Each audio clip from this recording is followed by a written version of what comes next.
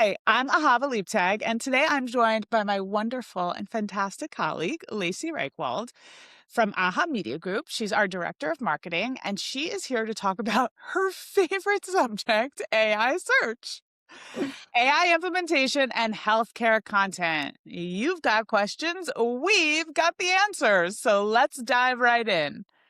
Lacey, it's so good to see you. Thank you for being here. Good to I see think you we just too. had a conversation like 10 minutes ago. Always. Lacey's my thought partner. She helps me think through everything. Okay, so what are you most excited about in healthcare marketing in 2026? I am hearing so many conversations around creativity, which is really exciting to me. I think that for a long time, healthcare marketing was very much about, well, all marketing can be this way, about checking boxes. And people are talking more about how they can stand out, how they can get in front of the right people. I'm just hearing a lot more conversations about that, creatively showing up for your audience. It's been great. Yeah, I wonder, do you think that that's also in opposition to AI slop and the scariness of seeing content created without humans in the loop? Yeah, I do. I really do. I read this fascinating article this morning about how the programmers at Spotify were bragging that they haven't written any code since December of 2025. And the article was like, why would you dig your own grave and say that out loud? But the question that the article was asking was, like, do we value human created work more, even if the quality is the same or not as good? And I think yes, I think we value human created work more. And I think especially in a human industry. I mean, healthcare is so deeply personal that being creative, being human, being empathetic is more important than ever. Yeah. So, what I think is going to be interesting is so I'll give you an example that happened to me this morning that's so about how technology can support the human experience. So, I get migraines and I have a rescue medication. And luckily, I have a different medication that I take, and I haven't needed the rescue medication. So, I don't want to fill the prescription if I don't need it. So CVS sent me a text and they were like, "Do you need us to fill this on this and this day?" And they had a whole automated system. And literally in 90 seconds, I was able to reschedule the prescription, which was amazing. Yeah. And it saves the pharmacist so much time. So Yes. now the pharmacist, when I go to the counter and have a question, they can spend more time with me actually answering my questions, which never before have I experienced that with a pharmacist, except when I was like, 14 or whatever, and we had a neighborhood pharmacy. Yeah. So that's where I think the promise lies. And that's what's scary to me about the conversation is that we're so focused on the bottom line and how much an FTE costs and all those things that we're not thinking about the fact that could this allow more space to have those human interactions that people are so desperately seeking in healthcare? Yeah. And that's where when people say, well, we're gonna, create our content with AI, or we're gonna have these workflows and AI, AI is gonna do it all. I'm like, is Yeah. that really where we want to go? Yeah, what you just said actually made me think about reframing that. Instead of saying that all of this talk about creativity and human interaction is an opposition to or a reaction to, it's almost like hand in hand with what's going on with AI. Yes, let AI do the repeatable tasks that free us up to be helpful, creative, all of those great things. The pharmacist doesn't want to be spending all of their time on those administrative tasks. That's great for them. It's great for you as the patient. That's where we need to be focusing instead of just churning out slop and all of the negative things that AI can do.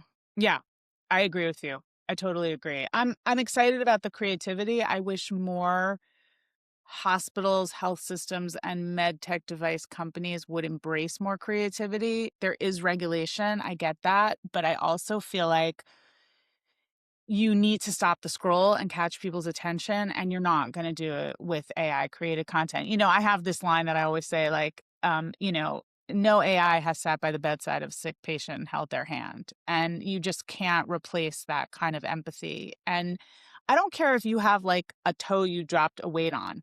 you want somebody there to hold your hand, like, you're scared and you don't know what's gonna happen to you, so I hope that we are thinking about it as a tool to speed up the right things and not a tool to speed out humans, because that's not gonna work.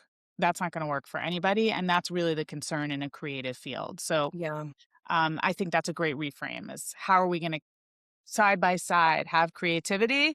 Like, it was creative for the programmers at CVS to think of how to do this. That Yeah. was solving a problem that everyone has, the patients, the pharmacists, the people working the pharmacist techs, but, now what? You've talked and written about behavior shifts in search from type and scan links, our favorite blue friends, to type and get a response. What do you think healthcare leaders still misunderstand about how radically that shift changes decision making? And you conducted a whole survey with this with Rob Klein. So Yeah, yeah, we did last year. We're doing it again twice this year. We decided we need to run it every 6 months because things are changing so quickly. I mean, really, we could run it every 2 weeks if we could afford to because that's scary. yes, things just change so fast. But patient behavior, consumer behavior is shifting very, very quickly. Trust in AI generated responses is going up. Trust in having AI as part of your healthcare experience is going up. People are now saying that they trust AI more to get a diagnosis correct than a doctor. And it's just, there's so much that's changing. But I think as healthcare marketing leaders, what we often miss, I think we get stuck in metrics and we forget about that behavior shift and meeting patients where they want us to meet them. Like, forever, if you had a question, you would Google it, like, why does my baby have a fever and is drooling and is crying and won't sleep? And you would pick up Google, you would type that in, and you would get a list of blue links, and you would hunt and peck, and you'd find the one you wanted to read, and then you'd get the answer. Now you could just pick up your phone and you can speak into it. Say, ChatGPT, here's what's going on. Listen to my baby cry. What's going on? And you get a direct response of what's going on. You're like, oh, my baby's teething. I'll go get a cool rag. And I think we can all actually agree that that's a better experience for the patient. Like, that's better for me as a consumer to be able to get an answer really quickly. And instead of But is leaning that in, better for the baby? if you get a correct response, I if you get a correct response. I think that where AI tools that are giving health information need to improve is in telling people when to contact their doctor. And I hope that that's coming. But I think instead of leaning into it, people are getting concerned about website traffic and they're saying, well, they're not clicking on the link anymore. And that's what I think we're missing. First of all, yes, traffic is going down for most organizations, but the traffic that is coming, those people have a different job to be done. If my job to be done is I want to find out why my baby's crying, I'm going to just look in a chat maybe. But if my job to be done is, okay, now I need to make an appointment, I need to find a new pediatrician, I need to look at this procedure because I just got a diagnosis and I'm scared and I want to know how my local hospital handles this, then I'm going to the website and that's where the focus needs to be. You pointed this out so great recently. Actually, we were auditing a page from a hospital on menopause, and it started with "What is menopause?" And it's like, okay, we're women of a certain age. We know what menopause is. We're not on that I page to think find men know a menopause. everyone, right? Everyone's talking about it. Everyone knows what it is. What I want is for that first paragraph to be like, this sucks. Like, You're in the right place, baby. you're in the right place. You've got hot flashes. You can't sleep. Welcome. Welcome to Yes. the right Yeah. place. And it's about that, like, that talking to the patient where they are with the information that they need. It's that, like, personalization and just getting really specific about content. Yeah. Yeah. So I agree with that. Something really interesting. So I was watching the second episode of The Pit. My husband and I watched that together. It's a medical show on HBO. It's fantastic. And So a new woman comes into the ER and she wants them to use AI to record all patient conversations. And so they use it and she shows the interns and the residents like how great the charting was. And then one of the guys points out to her, but it recorded this medication as this, and that's actually a completely different medication than what she's actually taking, and that could be a real problem. And the person promoting the AI is like, well, it's not perfect yet. But she doesn't go in and change the record. So it's like, oh my God. Then, the head doctor who's played by Noah Wiley, who, played John Carter on ER, so it's Yeah, yeah. to see him again. He's arguing with her about this, and he's like, doctors have guts, and AI does not have a gut. And I think that's such a good example. Yeah. Then I was going to tell this other story about AI overview search. So I am allergic to my new couch. Very sad. Such a princess in the pea. Well, getting a couch is such a pain though. So like to have it show up and then be allergic to it. I sat on it last night and my husband's like, but like, no matter how many times you sit on it, you're still gonna have the same reaction. Like, we got to send it back. Yeah. Anyway, luckily the company took it back.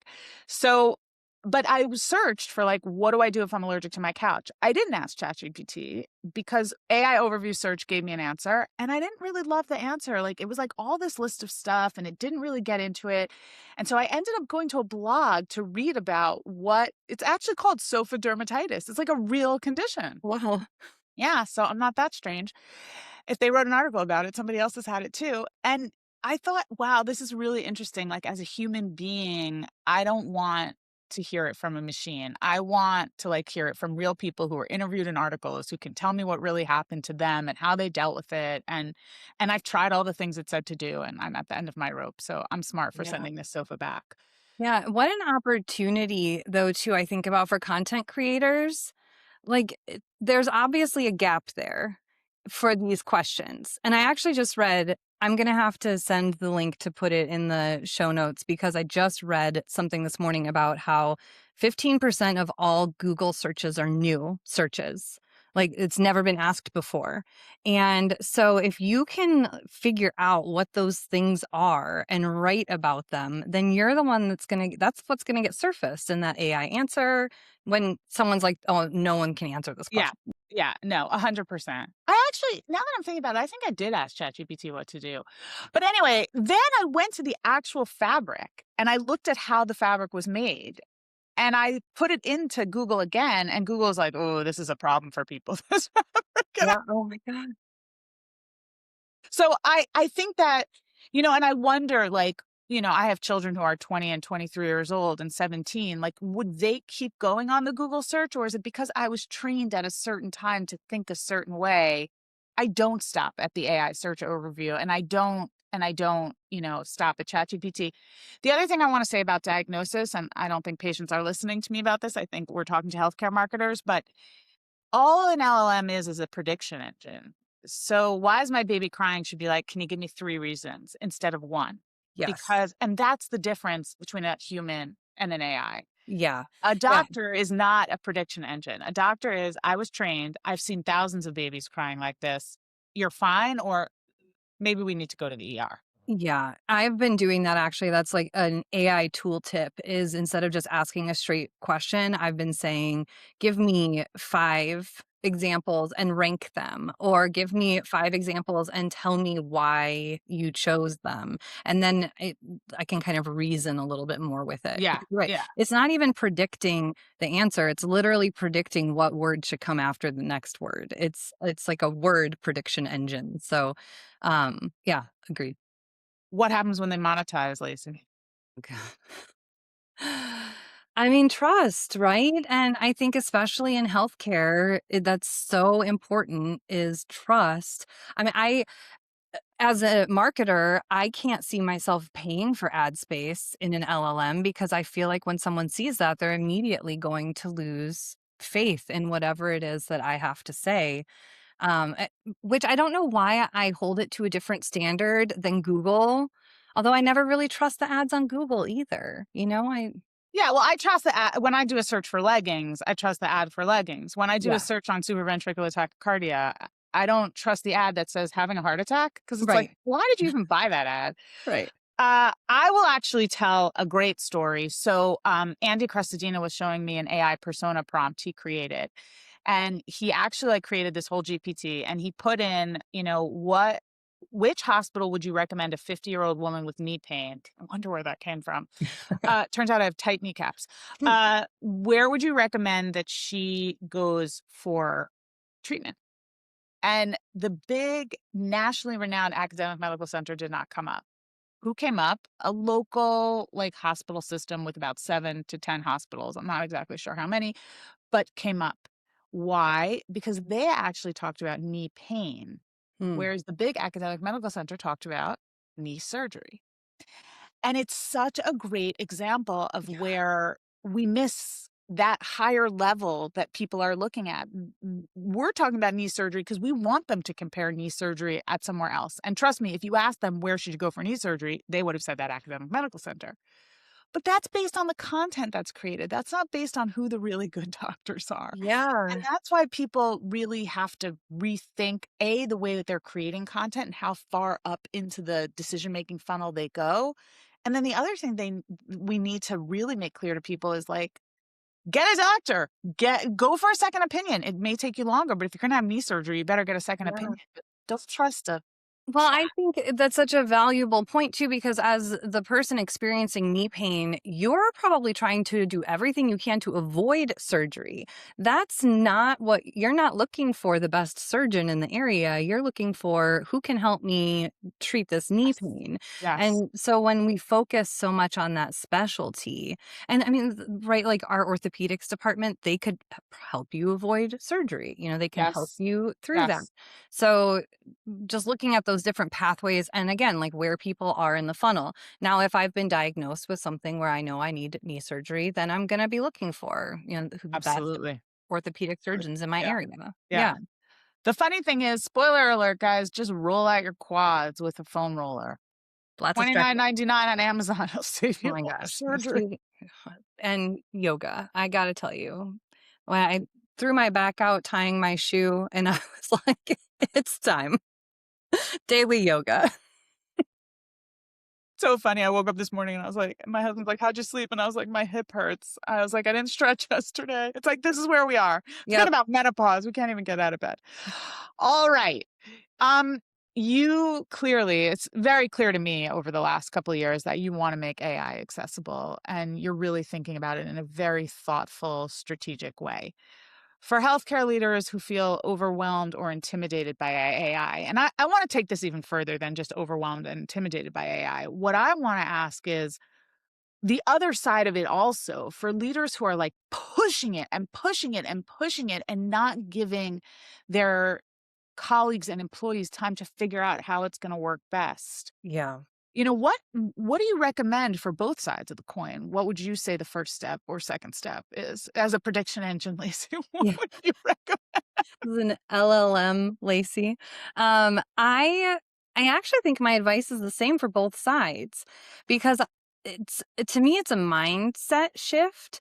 I think that with AI, we often go around looking like with a solution looking for a problem.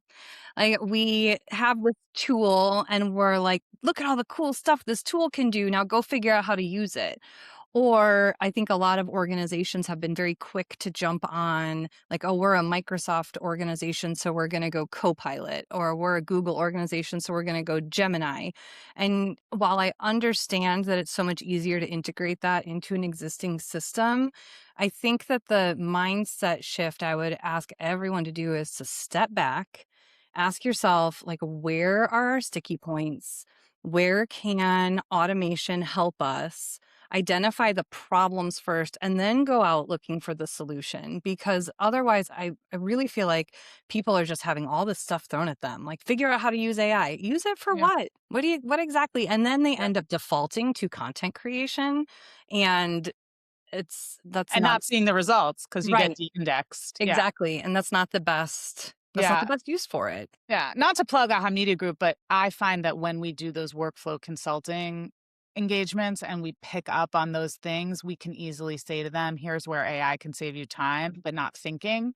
I recently interviewed Kelly Berger from U Chicago, and I asked her, "Do you think AI is making you smarter?" And she's like, "No, but it's making me faster." Yeah.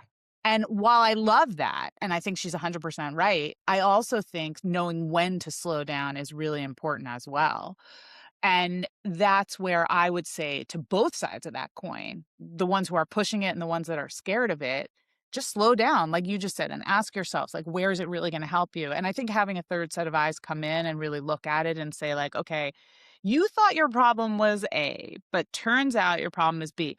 I thought I had arthritis of the knees. He did an x ray and he was like, no, turns out your knees look great. He's like, but your muscles are impeding your knees. Yeah. I never would have known that, but, it's the same thing. So it's important to have somebody who looks at this all the time to say, "Turns out AI is not your problem, talent's your problem, or Right. roles are your problem, or Communication's your governance is your" problem. right, exactly. Yeah, and then those things, like you said, can be assisted, not solved entirely with a tool, but can be helped. I think about the number of times that I've, like, over-engineered something. Like, "Oh, I need a new content calendar." Next thing you know, I'm testing out, like, Trello and Asana and all this stuff, and you know what works best is my Google Sheet. I have a Google Sheet that I use as my content calendar, and it's the best solution. So I think really looking at what do we need and then building up to that, Yeah. definitely Yeah. slowing down. Yeah. Well, Yeah, Kelsey Hilger said that in one of the Ask Ahava and Friends. She was like, "I'm tired of being sold tools that I'm not gonna use." And that I got I bought a nuclear weapon when all I needed was a mousetrap. yeah, So, that's another really important thing too, and I talk about that in my newsletter today. I say, like, everybody thinks they need to run out and get a document asset management tool. You may not. You may just be able to use a Google yeah, spreadsheet. my a So, Google yeah, spreadsheet, yeah, Dropbox, yeah, SharePoint, like, yeah, exactly, yep, exactly, exactly. Airtable. yeah. Um, okay, so I love this. Not sponsored by Airtable. I love this next question. You spent a decade running your own bakery. By the way, this is really a true story. One of the reasons I hired Lacey was because she had an entrepreneurial mindset, and if you can sell that many cupcakes, you can do marketing. That many Uh, cupcakes in a very small town, yeah, like, yeah. yeah, very small town. And coffee. Let's not forget Yes. the coffee. All right. So you spent over a decade running your own bakery before moving fully into healthcare marketing. Why wasn't I worried she couldn't make the jump? How has that entrepreneurial experience shaped the way you think about customer experience and content strategy today? This is an excellent question written by Lacey, but really good question. Thanks.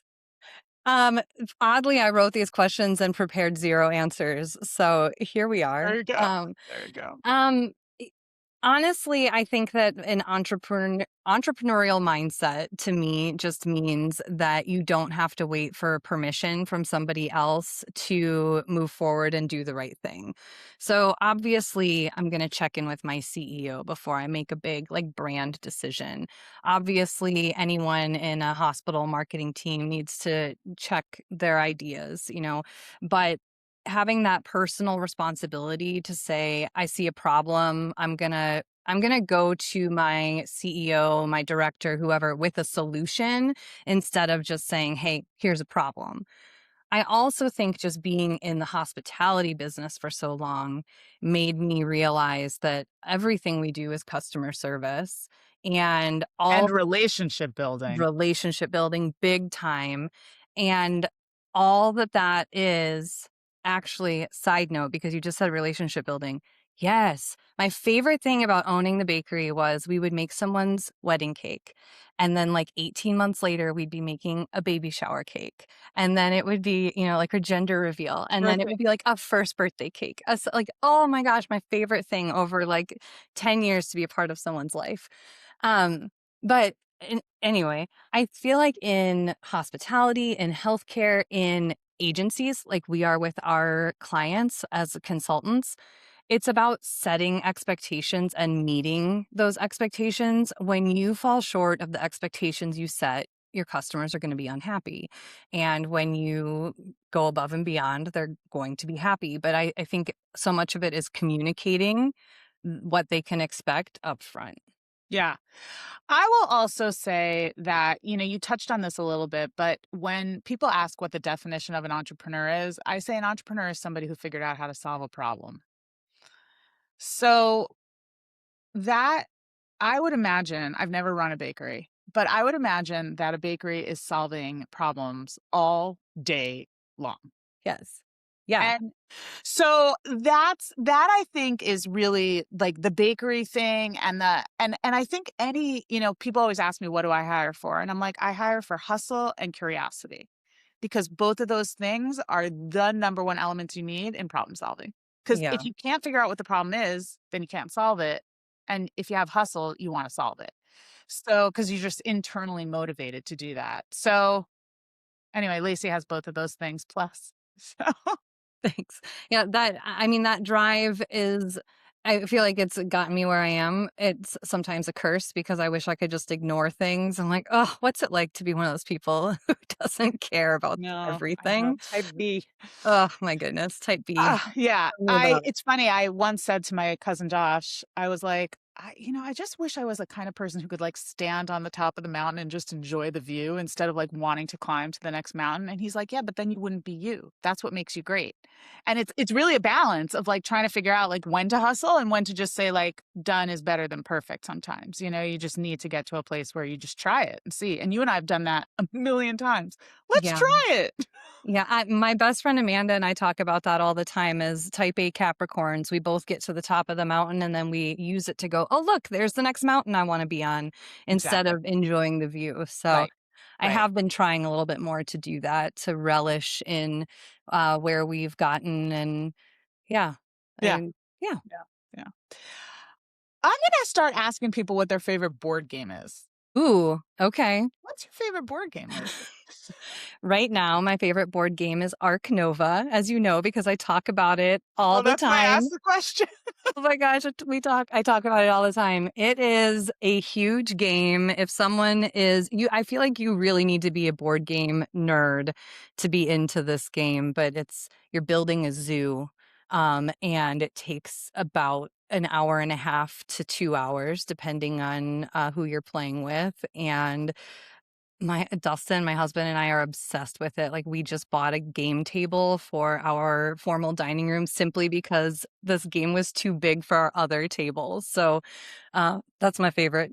That is awesome. All right, well, you heard it here first. You have questions, we have answers that you may not have wanted, but now you have them. I love it. Lacey, this was so fun. Such a nice It chat. was We should do this fun. every day. We should. Oh, we do. Okay. And thank you so much for joining in. I hope you got the answer you needed today. Please, please comment, share, let us know you liked it. Let us know you didn't like it. We're really open to all kinds of feedback, and it really helps us to keep our finger on the pulse of what you want us to talk about. If you'd like to be a guest, let me know at ahava.leibtag at ahamediagroup.com. Lacey, thank you again for being here. Thank See you. you next time.